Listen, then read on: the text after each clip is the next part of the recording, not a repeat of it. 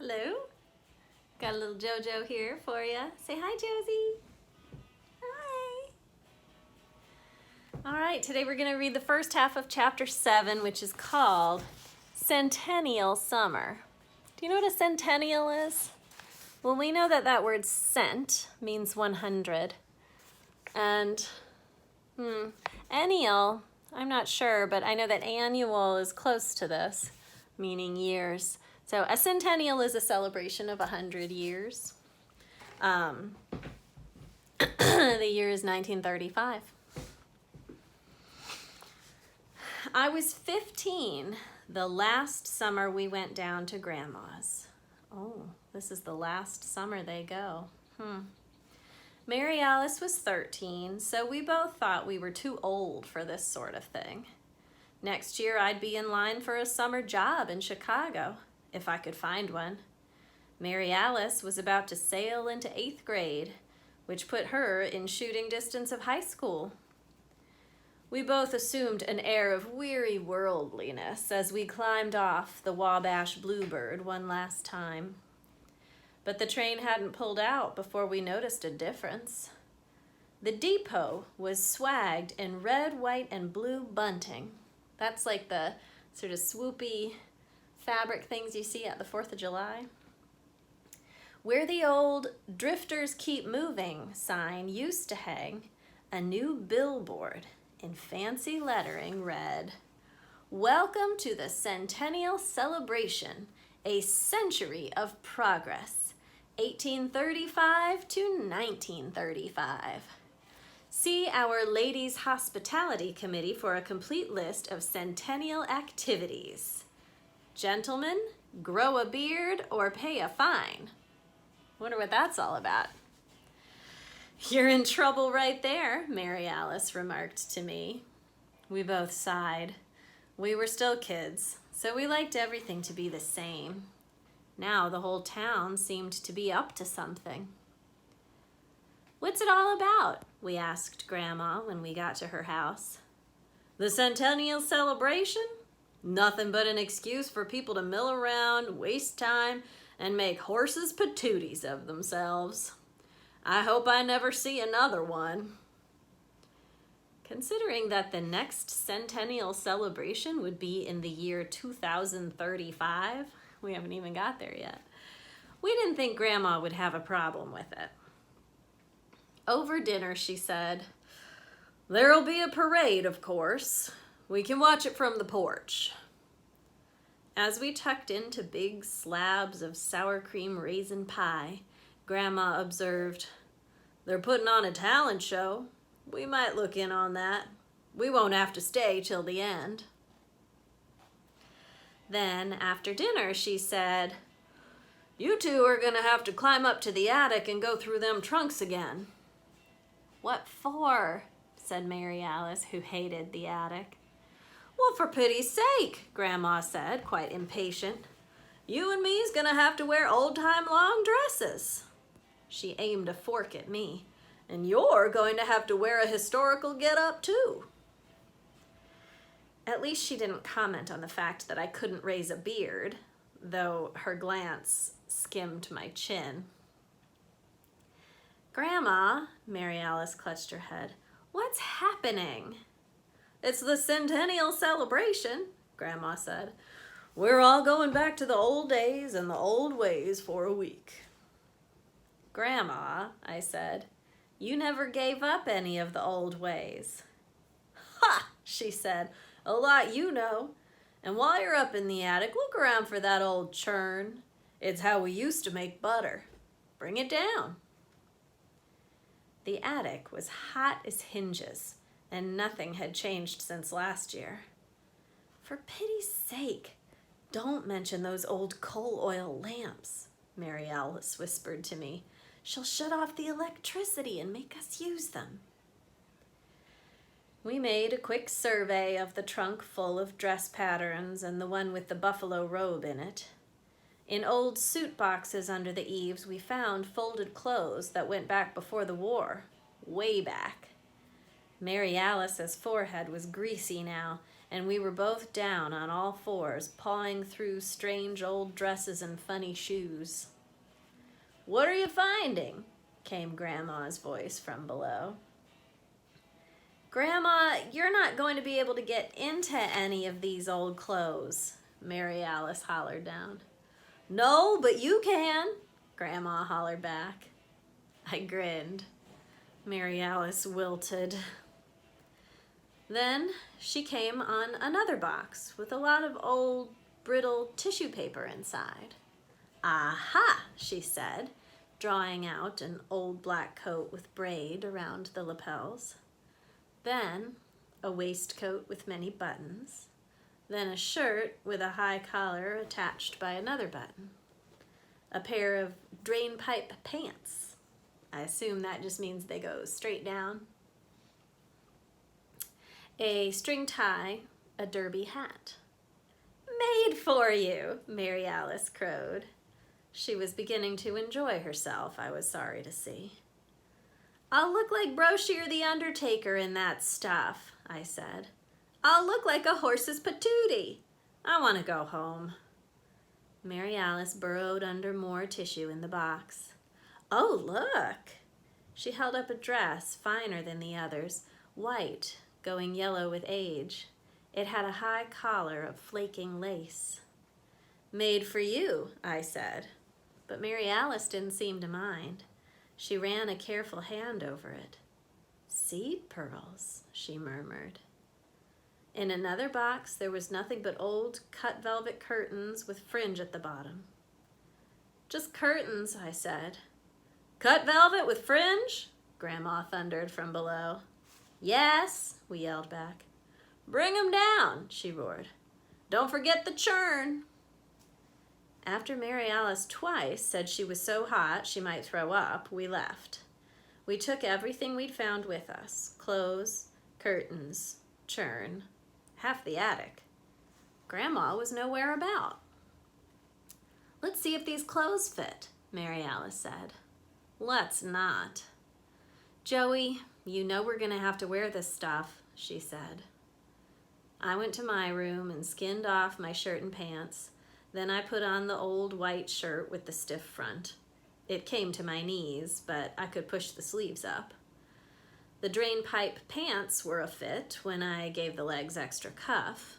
It took me a while, buttoning up the vest, and I liked the coat. Gave me shoulders. The string tie was like a bootlace, so I could tie it by looking in the mirror. Then I thought, why not? I put on the derby hat. It went down to my ears and balanced there. I strolled out into the hall and stepped back. Mary Alice stood there, posing in the old white dress. She was beginning to develop a figure more or less, but the dress had a figure of its own. Narrow in the waist, generous above. "I stuck in some tissue paper," she said quietly, glancing down. Her chin balanced on the high lace collar, and she reached down into the folds of the skirt that swirled to the floor. "But there's something wrong," she said, "behind." "Turn around," I said. The dress fitted her like a glove above the waist. "What's all this?" She patted an enormous artificial behind, swagged with seed pearls. "I think they call it a bustle," I said. "But how did she sit down?" "Search me," I said.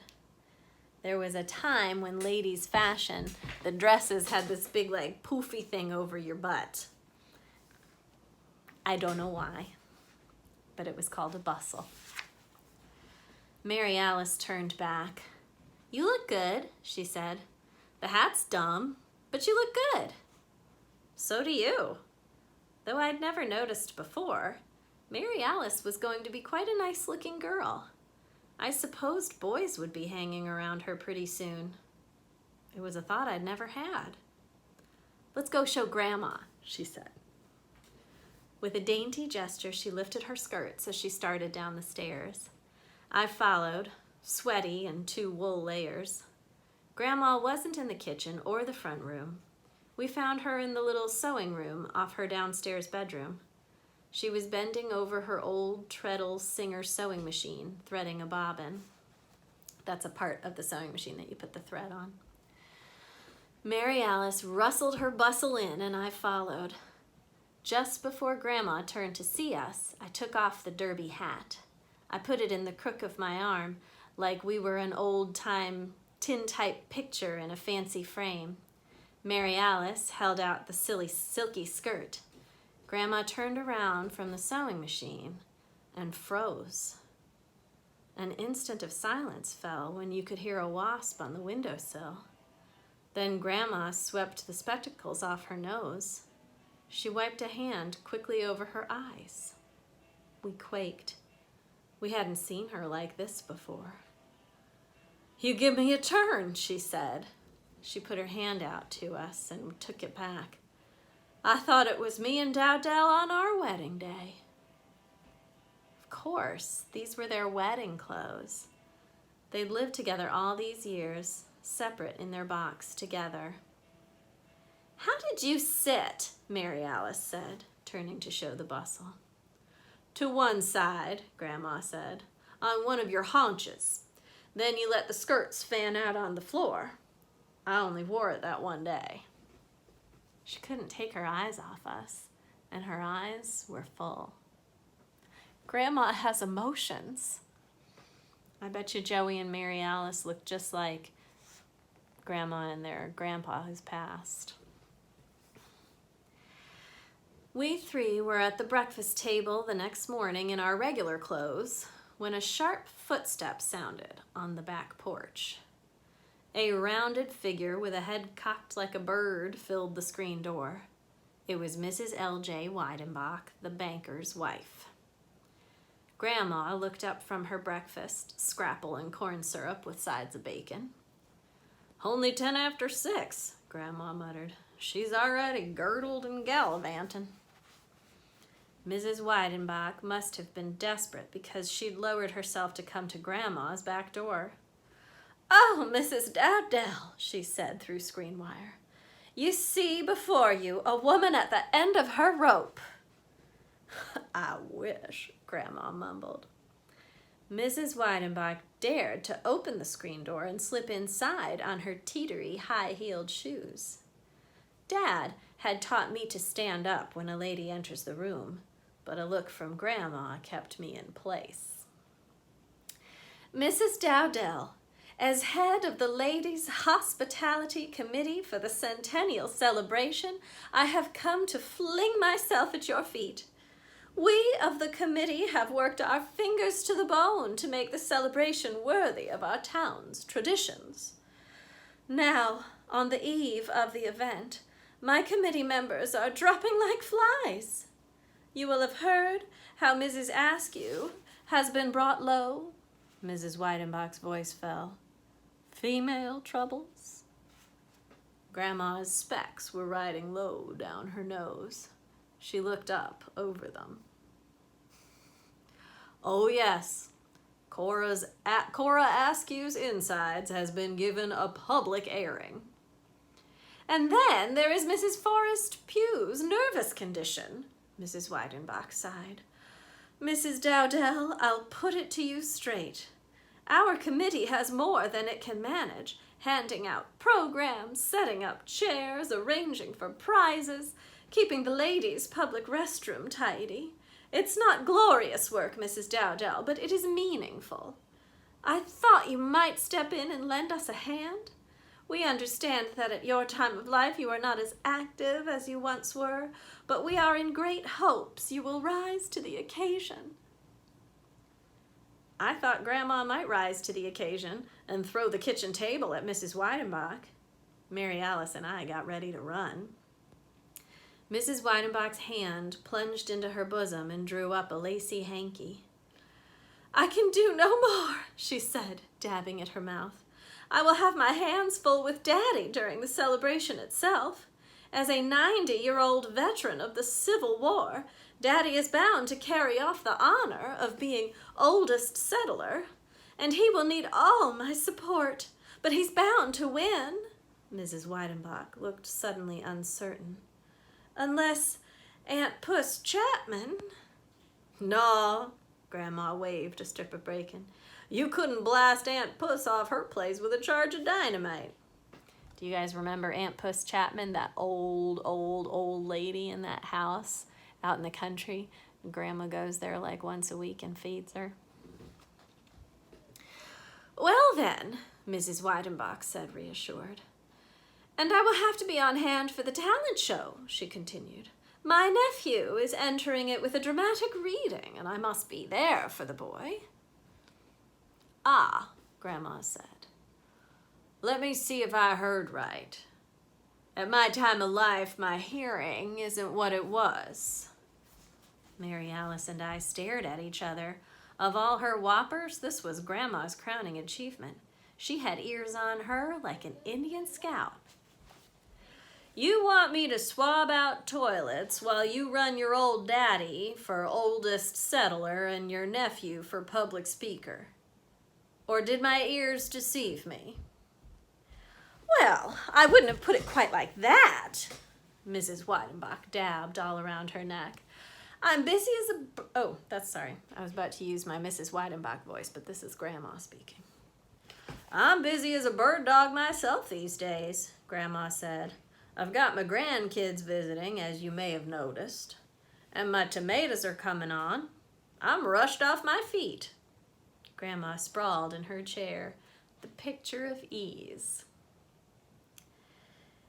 You don't mean you're canning tomatoes on Centennial Week? Mrs. Weidenbach goggled. Tomatoes wait for no man, Grandma said, gazing at the door.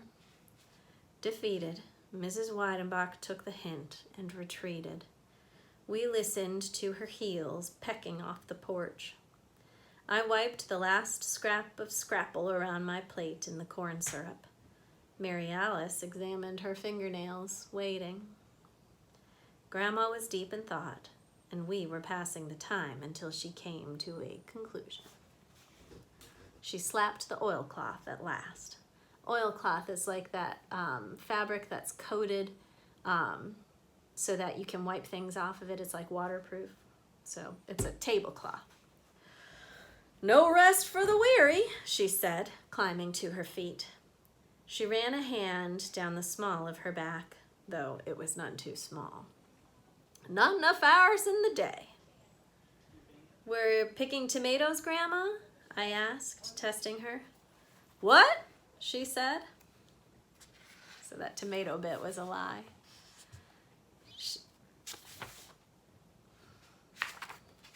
She glanced down at Mary Alice. Bring your tap shoes?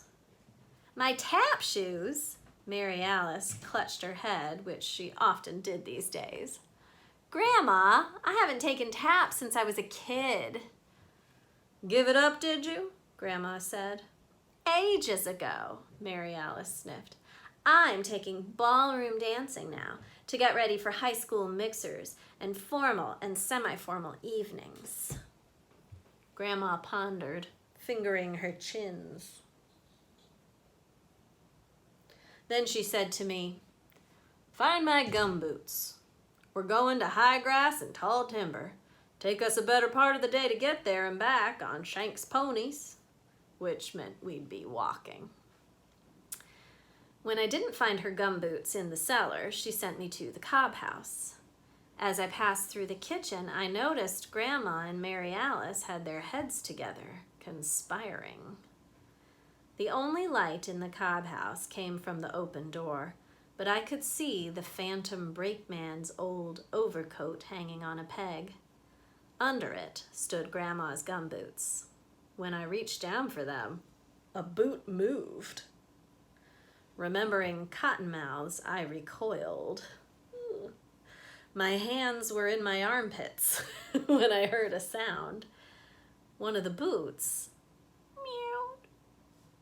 I'd forgotten about the old tomcat, but then he'd have jumped at me by now if he'd been around. A kitten's face appeared out of the top of the boot. Pointy ears, whiskers, big green eyes. She mewed at me again and tried to get a paw up. I reached down for her.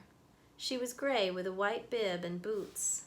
She only weighed ounces, and she kept her claws in when I tucked her in my arm and carried her back to the house with the gumboots. In the kitchen, Grandma had her gardening hat on with the chigger veil.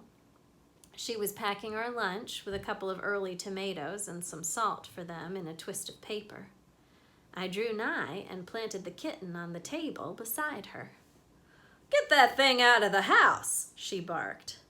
But neither the kitten nor I was fooled. The kitten butted Grandma's hand. Then she rubbed herself along Grandma's arm, and Grandma let her. "Got a new pet?" I inquired.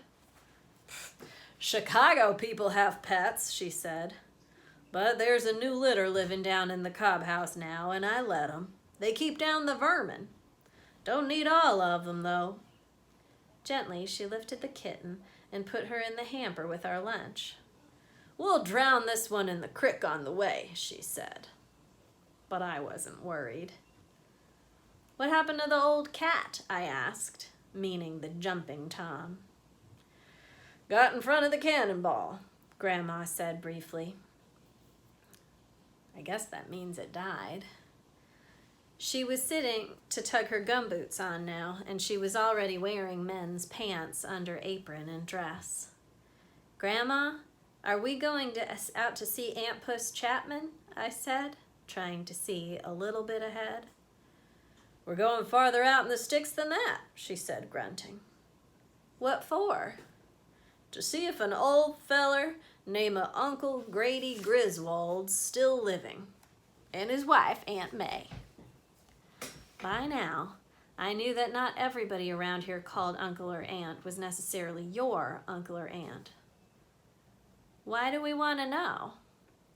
"Because if he's alive, Uncle Grady'd be 103 years old. I think I know what Grandma's up to. Mrs. Weidenbach is always so proud of her daddy, who's super old. And she thinks he's going to win the competition for being the oldest person, but sounds like Grandma's going to try to rustle up someone older. I guess we'll see tomorrow.